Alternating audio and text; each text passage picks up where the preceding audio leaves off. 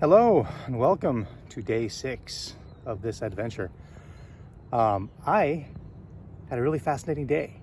I started the day off feeling very normal, at least for fasting state. Energy was a little bit compromised. Still feel that unpleasant feeling throughout my body, all over.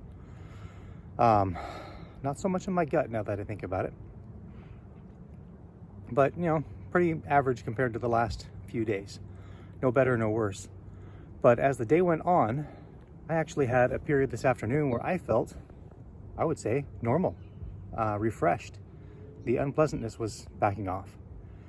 And it felt really good, and it gave me a degree of hope that I might be able to get get my body stabilized into this fast to a point that is at worst tolerable and at best awesome, which is what I've seen from other people and which is what I hope to experience. So I hope and pray that my efforts will yield that particular benefit. Sleep last night was better than the last 2 nights. It still wasn't great. My tracker said that I got about 1 hour of deep sleep. I was in bed for 9 hours and slept for about 7. So it wasn't the greatest, but I am getting better.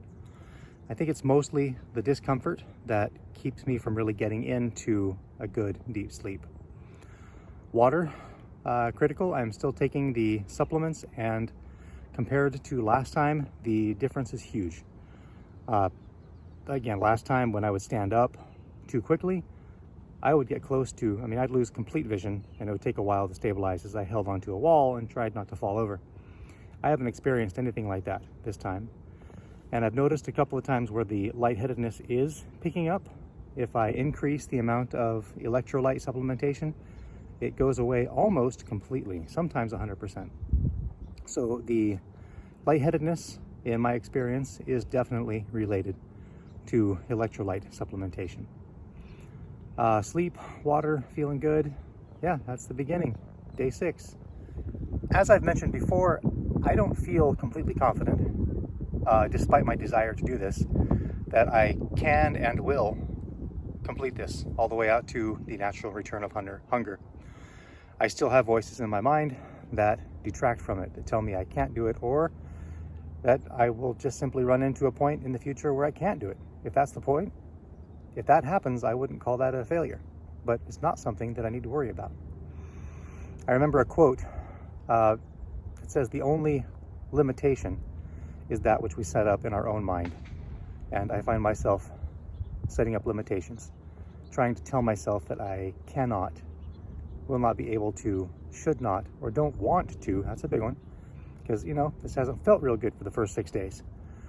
I don't want to do all that, and I'd much rather enjoy, in a very carnal, inappropriate, unhealthy way, those amazing sandwiches that my boys have suddenly learned to make. It's just crazy. I didn't know they could make food that looked and tasted so awesome until I started fasting. These kids are going to be chefs when they grow up.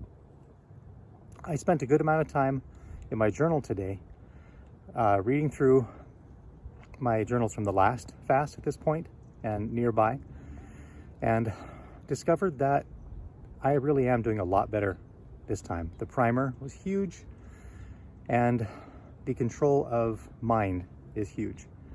And I think that a little bit more experimentation, but I believe that might actually be the biggest reason why I'm doing so much better this time. It's something that I can see being a huge problem for some and a non-issue for others, but it's something I would definitely like to address. And that is, for lack of better description, emotional state. Let's talk about emotional command. Emotional command is the art of taking hold of your emotions, your thoughts, everything about your mental and physical state, and directing it, not controlling it, but directing it, and actually having the muscle, the ability to do so. A good example of how that is difficult is, hey, I want to fast for over a month. This is a really good idea. I know how to do this. Now do it. Okay. It turns out I don't have total command over every aspect of my soul, because a lot of me is fighting this really good idea, and I don't feel like I have the ability to command myself in that way. Not to force or white knuckle, but to truly be in charge of what I know is right and what I want to be doing and make the right decisions. So imagine taking a cold shower, something I've been doing and I'll talk about in the future. Imagine walking into that stream of cold water. What's your first reaction? Imagine like the worst possible scenario. Winter, you're in January or whatever winter is where you are. And you wake up in the morning and it's cold, and hey, you're gonna go walk in and turn that shower to max cold. Yeah? Why would you do that? I'll talk about that later. Can you choose to walk into that, keep your body completely calm, your heart rate stable, breathe deeply, because that's a benefit of cold showers. That's good. But otherwise, stay in total command of your reaction to that water. I can mostly do that at this point. A lot of practice. I can walk into that stream of cold water, even in the winter, and it took me a long time, but I don't experience the shock, which is mostly up here. It's up in my head. It's mostly mental. My body does not react. It doesn't shiver. It doesn't freak out. And if I'm in enough command, it actually feels really good. I take a regular speed or length of shower. I don't rush, and I keep my mind and my body chill. That's what I'm talking about. The ability to experience, to face something, to say, I'm going to do something difficult and actually do it. Heart, mind, spirit, body, everything. And not have to fight to retain control of that. That's what I've really been working to accomplish in this fast. And I feel like I'm making progress, and I feel like this fast is a huge asset in helping me to actually do so. When I first started recording these videos and I thought of making one per day for the entire course of the fast, I figured, what could I possibly talk about after the first couple of videos? That hasn't been the case. With that in mind, I'm going to end with sustainability. Everything I just talked about self-command, being able to walk into a cold shower and stay in control and such, is all about that. I'm trying to learn in the short amount of time that I have to become sustainable, to take all the benefits of this fast and retain them. I'll talk about it more in the future, but I lost a couple of 100 pounds. I was at nearly 400 at one point. And within a very small margin, I kept it off for a good number of years now. So I can do it. That's the proof. But getting all the way down to my ideal weight, I've never accomplished. That's what I hope to do. I hope that my body can last long enough before the natural onset of hunger to actually get down to, for me, what would be about 190 or so. From what my experience was on the last fast, that's viable. But how do I make it sustainable? It's top of mind. I think about it a lot. And the biggest exercise that I'm doing right now, which is very similar to stepping into a cold shower, is joining my family at meals, and not at all white knuckling it or allowing myself to be dominated by thoughts of, man, that food looks awesome. I wish no. I sit down at the table and I am practicing finding joy, spark, whatever you want to call it, in the things that are at that table. My family, my kids, my wife, the aromas, the laughter, the everything. It's just a great experience. I'm discovering that I inextricably connected food to those things. It's like Thanksgiving, which is coming up. When I first started, my wife said, well, if you go a certain amount of time, make sure you break it before Thanksgiving. And she had a point. But the more I've considered that, I've realized, no.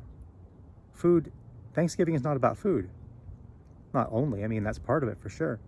But what really makes Thanksgiving great for most Americans is the people. It's a time to get together with family. Growing up, it was the only time of year that my entire extended family got together. That was the value. I do remember growing up with the Addams family that I usually could not swallow the turkey. It was so dry, it would get stuck in my throat. And sometimes, not always. Oh, I hope my aunt doesn't see this, but it's true. And, a lot of it was my taste buds, but out of the 50 or 60 dishes that showed up, I was interested in 2 or 3. I am a picky eater, and I think that's actually a good thing. Point being, food is not the end all and be all. It is not inextricably connected to social eating and social enjoyment and social everything. It's the people, it's the aromas, it's the place, and food is just one more factor. So what I'm learning, I guess what I could summarize it as, is I'm sitting down at the table with 3 or 4 major elements of pleasure and joy, and I'm enjoying one less. That's it. But I am learning to find true joy in all the remaining elements. It's hard and it takes a lot of work, but I'm doing it, and I feel like I'm actually succeeding, because when I do sit down at the table, I don't find myself craving the food. Very blessed to be able to do this, and I'm saying it out loud. I am committed to going until this fast reaches its natural onset of hunger, which I expect, if everything goes well, should be around day 40, given my body fat and all that. Wish me luck, and I wish you luck. This is the first day on this fast where I really feel like I'm moving forward in terms of my confidence in my ability to do just that. And until then, we'll see you tomorrow.